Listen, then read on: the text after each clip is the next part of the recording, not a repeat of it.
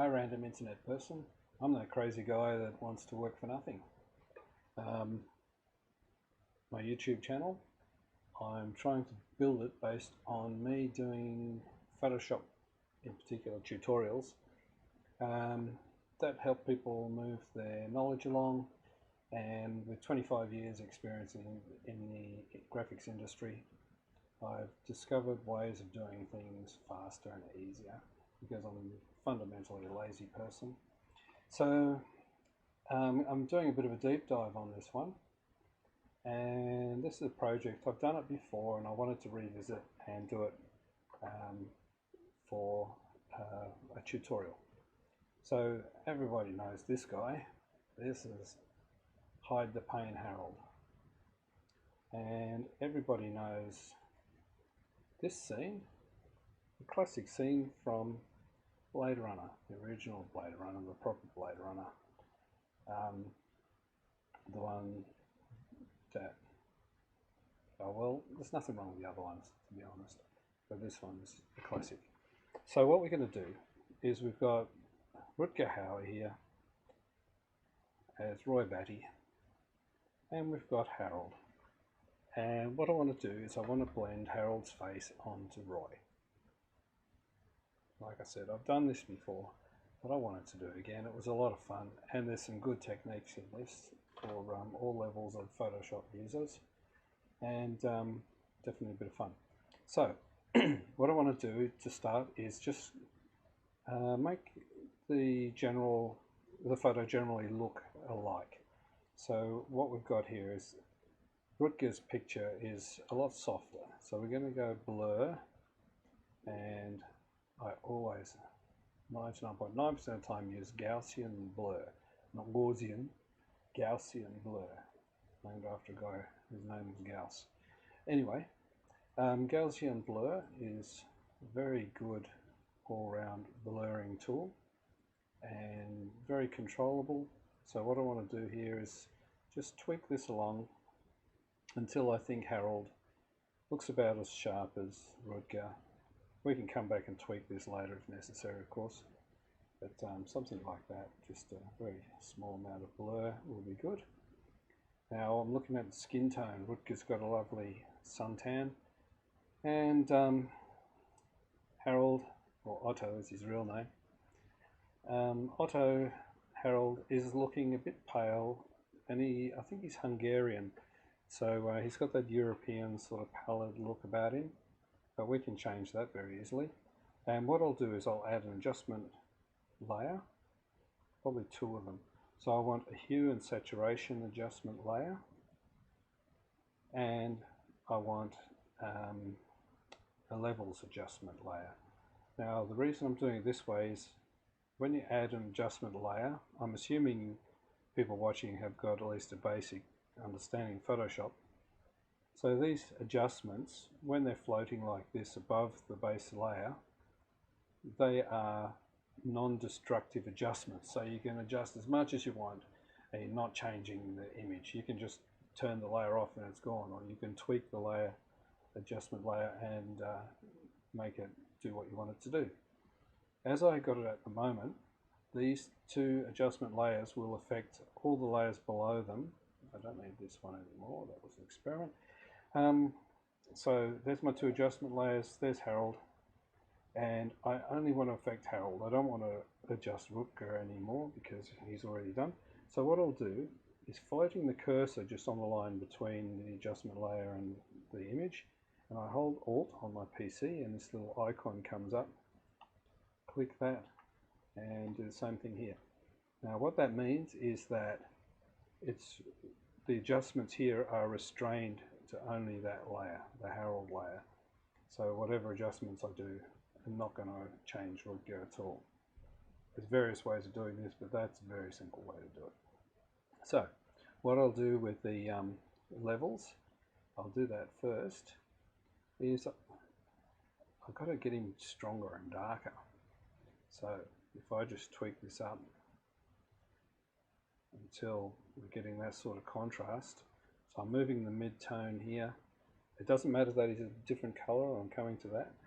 what I want is these shadows on his cheek and that just blocking in a bit. So I'm looking at Rutger and thinking, yeah, that's pretty good. Under his chin there could be a bit more. So we'll bring it up a little until he's got that murky look. And remember, this is a non-destructive layer, so I'm not changing the actual image. Here's the highlight adjustment, so I'll just bring that, give him that flare. I know he's going all sorts of horrible colors, but we'll fix that afterwards. Okay, now we'll probably even come back and give him a bit more of that flare. So that's a good adjustment for his contrast range. And what we'll do now is change the color of him. So hue and saturation has 3 sliders. Hue to change the color, saturation, what it says, to change the saturation, and lightness is just make it lighter or darker. So on this one, what I want to do is reduce his saturation, because those reds desaturated will go brown, a bit more like Rutger. So you can see he's losing color. He's also losing some density, but that's all right. We'll bring that back with the lightness, hopefully get a bit more. Yep. Now, tone-wise, so I can slide this up and down. He can be any color I want. And what I'm going to do is just slide him so he's a bit browner. And this is going to be a bit of a tweak. Now, I'm not quite getting the result I want there. I've got him sort of in the ballpark, but as you can see, he's going too red, and I want him to be more brownish. So, what will I do? Okay, I'm actually going to bring back a bit of that lightness. So, what I want to do now is I'm going to add another adjustment layer, and this is a fun one. This is one of my favorite channels. Favorite adjustment layers. It's called Channel Mixer. So what this does, it's a little counterintuitive, but bear with me. So what this one does is you have an output channel, which is where the input is going to come out, if that makes sense. So you can output stuff into any channel you want. So I want a bit of black. So I'm going to target the black layer. So whatever I add is going to go into black. So here's the inputs: cyan, magenta, yellow, and black inputs. And what they will do, the black's at 100% because black is 100% black. But what I can do is use these sliders. Now if I slide the yellow,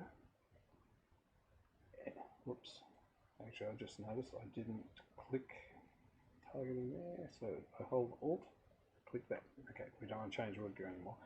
Okay, where was I? Okay, so for the black channel out, what I want to do is, where there's yellow in Harold, I want it to become blacker. So now by sliding that up, it's not putting yellow into the black. It's saying if there's a yellow pixel in the image, I'm going to copy that pixel into the black channel, the black output channel. And so that makes all the blacks look a bit dirtier. Now I'm going to do the inverse as well. What I'm going to do is in the yellow channel, wherever there's yellow, I want less yellow. So I'm going to back this off. So he's getting less yellow. And then back to the black channel. And what I want is where I see magenta in the source, I want to increase the black in the result. Okay, he's starting to get that tone. He's still a bit red and ruddy. So what I want to do, where there's magenta here, I want it to be more orangey. You could say that. So I want to output to. I want to put more yellow in the areas that are red on Harold. So here we have magenta bits of Harold, and we're going to make them more yellow, yellow, yellow. See, as I slide this up, what it's doing is where the reference image is magenta, that's the source. Where there's magenta in the original, we're adding yellow in the output. So it's a little weird to get your head around at first, but once you start using that filter, you'll be amazed what you can do with it. There's a lot of fun to be had playing with that. So now it's a bit too dirty, so I'm going to go to the black, and I'm going to just reduce the black off itself a little bit, just soften it a bit. Okay, that's quite nice. You could do this with a lot more detail. I'm doing a quick tutorial here, but it'll come out nice. Okay, so what we've got now is 3 adjustment layers on Harold. Now what I'm going to do is I'm going to make this a bit tidier. I will select those 4 layers which comprise the work on Harold, and in here I will say new group from layers. So this is Harold. I should call him Otto, that's his real name after all. Okay, now we've got a nice little group of layers called Harold. So if I want to do any more color tweaking on Harold, I can just jump back in there and tweak the channel mixer, the levels, the hue, saturation, all working in with each other, totally independent of what's happening with Rutger. Now, so that he still functions as a normal layer. So what I can do here is I can transform Harold. So with the transform tool, I can move him around, I can resize him, I can do whatever I want. And this is going to be the fun part. What I'd like to do is change, whoops, I shouldn't do that so quick, I'll do it a little bit slower. So we're looking at Harold, and what I want to do is temporarily make him multiply. So that gets a bit confusing on screen, but it'll make sense in a minute. Now as I move him, we can see right through Harold, and we can see we'll go underneath to the point where I can see where one stops and the other begins. So I'm changing the opacity of that layer right now so that I can see both of them, because they're very heavy images. It's a little hard to see who's who and what's what. Now I'm keeping my eye on Harold's eyes here. I'm putting my left eye right over Rutger's, and his other eye sticking out a little bit. So what I want to do is I want to transform the shape. I'm going to hold shift so I can do it disproportionately, and you can see I'm looking at the eye on the right hand side, on my right, and line that up with Rutger's eye. You can already see where I'm going with this. Now lining up the eyes is the easiest way to get the people to match. Their heads unfortunately are quite different. Look over here, that's Harold's ear, poking way out beyond where we want it, but the eyes are good. The eyes are spot on, the mouth is good without much work. So now what we'll do is we'll go to another one of my favorite tools. Now I can undo that transparency anytime and the multiply, so don't worry about that. Now in here is one of the best tools in Photoshop, Puppet Warp. This is a lot of fun. So what this is, it's like putting your picture on a piece of rubber, and then you can pin the rubber and you can stretch it this way and that and make it into whatever shape you want. So what you start by doing is pinning the corners that you don't want to move. So I definitely am happy with all this where it is, and up to his eye. So what that does, what I've just done, is I've pinned that whole area so it doesn't move. It might move a little bit, but effectively it'll stay where it is. So now I can grab it out here and I can do whatever I like with this part, and just like stretching that rubber like I said. So I'm going to do it a little bit crudely. All I want to do is just get his ear over in the right ballpark. I'm looking at a bit of his neck there too. Look how great that is, how powerful a tool that is. And I'll have the choice, I can use Rutger's ear, or I can use Harold's ear. We'll see who works the best. And this puppet warp is just the most fun. You can make anything fit anything pretty much. I use it, I've got another tutorial where I use it to adjust the shape of forms and things like that, of bad photos. So now I've adjusted his ear. What I'll do is I will commit that, and look how close we are already. That's great. I'm loving it. Okay, so what we'll do now is we'll turn off the multiply on Harold, and we'll just put him back to full strength. So the next thing I want to do is just lose the background. This is going to be another easy step. So I'm still working on the Harold layer. It doesn't affect these adjustments at all. It doesn't affect Rutger at all. The only thing I'm doing is doing erasing on this. So I'll grab my eraser tool, and I'll just turn off my cursor highlighter for a minute. So with these, you can increase the size of that tool. The shortcut is the right square bracket. So what I always do when I start using a tool like this is to get a feel of where it's set at. I'll do that. I'll get it up to the size I want to work with, roughly, and then go Shift and right bracket will make it as hard as possible. You see it reflected in these settings up in the corner, just up here. So this tells you what kind of a brush you've got. At the moment it's 100% hard and it's 70 pixels wide. So the shortcut, if I use that, I get a real sharp edge when I'm erasing stuff. So what I do is I hold Shift and go left square bracket, 2, 3, 4 clicks. So that softens it like that. I'm sorry for using shortcuts, but just bear with me because it pays off when you get used to them. So that's a little bit too soft, so I'm going to go Shift and right bracket and go a little bit harder again. Okay, now slightly harder edge. You can do this with selection tools of whatever is your favorite flavor. So don't take it as gospel that you do it like I do it. These are the tools that I like, and this is how I use them.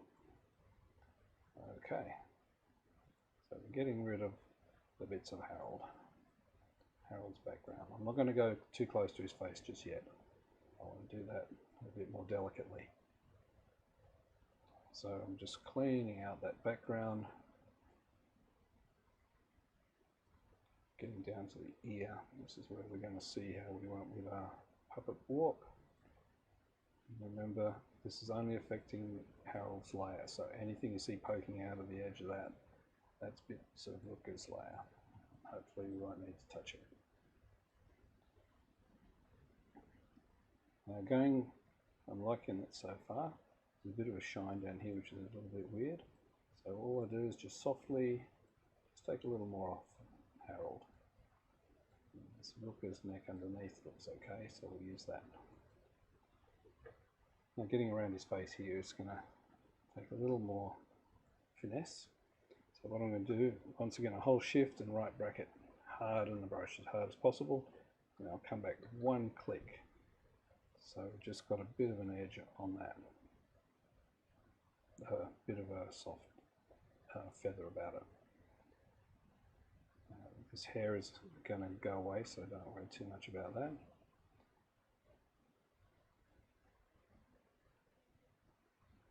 I could spend a couple of hours here doing this really fine, but for the sake of the tutorial, I'm going to be a little bit rough with it. Keep on this big brush. And when I get up here, I'm going to soften that brush again. 1, 2, 3 clicks soft. So now it's a much softer effect, and what I'll do is I'll just gradually shave his forehead so he blends into Rutger's hair.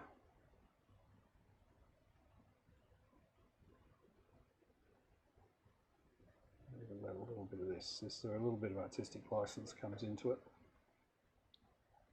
And now what I want to do here is nibble a bit off his cheek. So what I'll do another interesting technique is to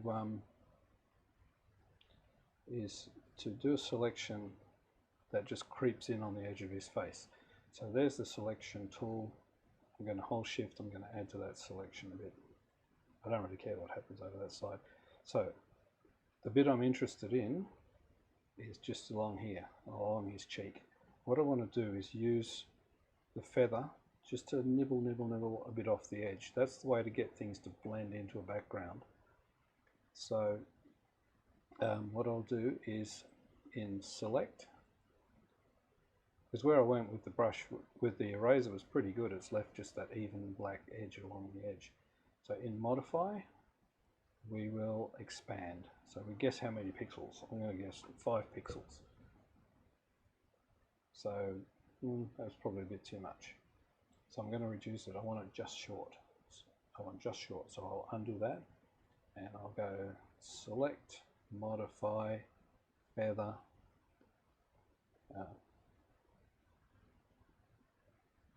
4. What did I do 5 before? Oh, whatever I did, I probably did something wrong. Okay. Oh, I was expanding. Sorry, my mistake. Okay. Just imagine I never said the word feather there. That's the next step. Okay. So we are select, modify, expand, 4. Sorry, brain's going in too many directions at once. So that's about the right spot. And in case you didn't know, you can toggle that, what they call the crawling ants, off and on, which is on my PC, it's Control Shift H. No, it's not. Alt Shift H. I always forget. Sorry, I'm not going to do that because I've forgotten the shortcut. Okay, well, I said this was no frills tutorial. Okay, so what I've got now is I've got that selection just outside where I want to be, and what I'm going to do is feather it. I finally get to the feathering part. So normally feather only a very small amount, just 1 or 2 pixels, and that just softens that edge. So, oh, that's it. It's just Control H. Sorry, I usually use a Macintosh and I forget the shortcuts. Okay, so I just want to take off that little black edge on his face there. So what I'll do is I'll get my eraser tool back and I will just run it down the side. So of course that can only erase within my selection. Now what I'll do is I'll just put the ants off and on. So there's a tiny little lip there, so I can give it another stroke and see if that goes. If it doesn't, I'll just increase the feather. No, that's pretty good. I'm quite happy with where we're at so far. You can see there's a little bit of a weird look about it, but I'm going to fix that. He's looking pretty good already, I like that. So, what are we going to do with Harold now? We're going to tweak his shape a little bit. So I'm giving a little... okay. So selecting the Harold layer in the layers palette, we will... I don't want to select him, just bear with me.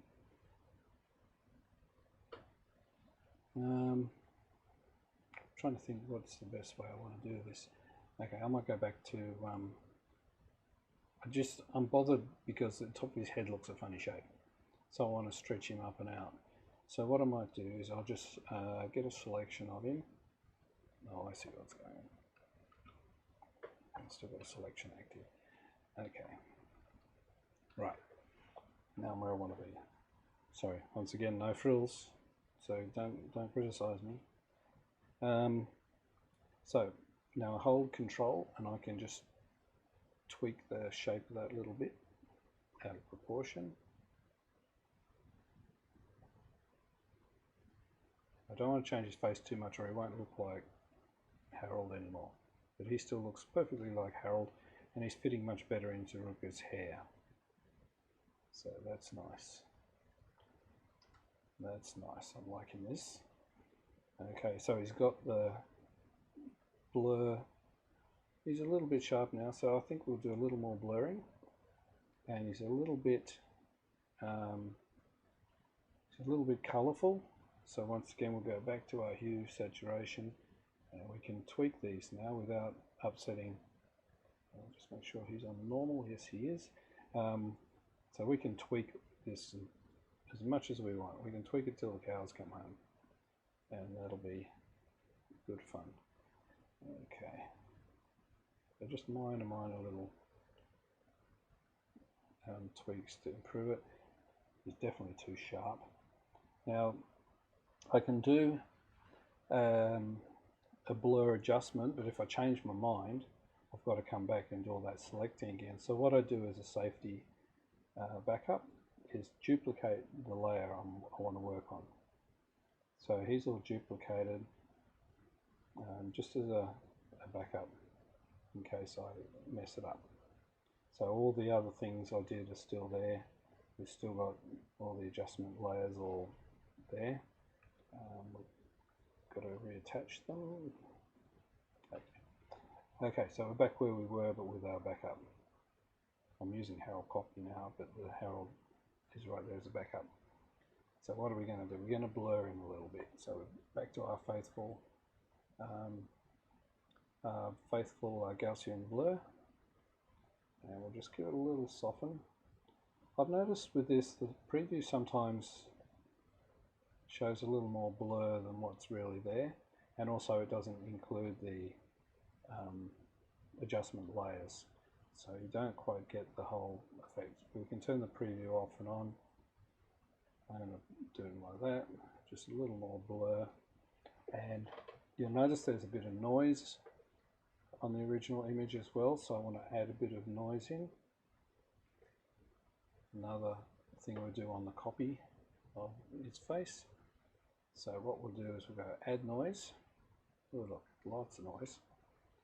Gaussian, that still has color in it. You can go to monochromatic, which is a bit less colorful, but doesn't quite work as well for my money. Just a little bit. This also will change a little bit when you commit it, so it might just depend on the overlaying adjustment layers.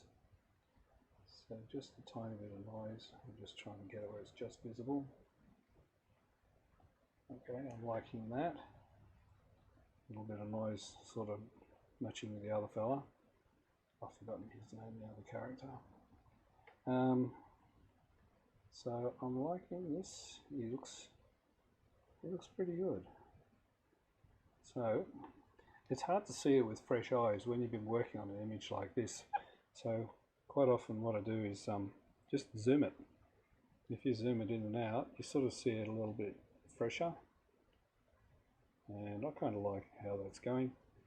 I could spend a while just tweaking the odds and ends of it, just fitting in a little bit better or changing densities a little bit. But effectively, that's good. I just want to check one thing. Turn off the background layer and just see what sort of junk I left behind.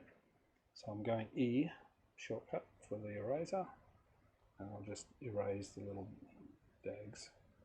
I'll leave that bit of his ear because we know that worked okay. So just turn we'll go back on, and I think that'll do. I mean, that's pretty good for what we've done, 10 minutes or so. And you could easily spend another hour just fiddling and playing with that just to make it perfect. But I'm not here about being perfect. I'm here about showing techniques and having a bit of fun. So I'm liking that. Poor old Harold. He gets into some stuff, doesn't he? Okay, well, thanks for watching. And if you like this, please subscribe. Please share me on your socials. And if you've got a challenge, an idea, or something you want to do, you want me to put abs on your holiday photo, something like that, send it in and I'll go through these sort of techniques and you can have the result at the end, done for free. And all I ask is just a bit of publicity for my channel so I can keep doing the thing I love and playing with Photoshop. Thanks for watching, and don't forget, the free graphics guy.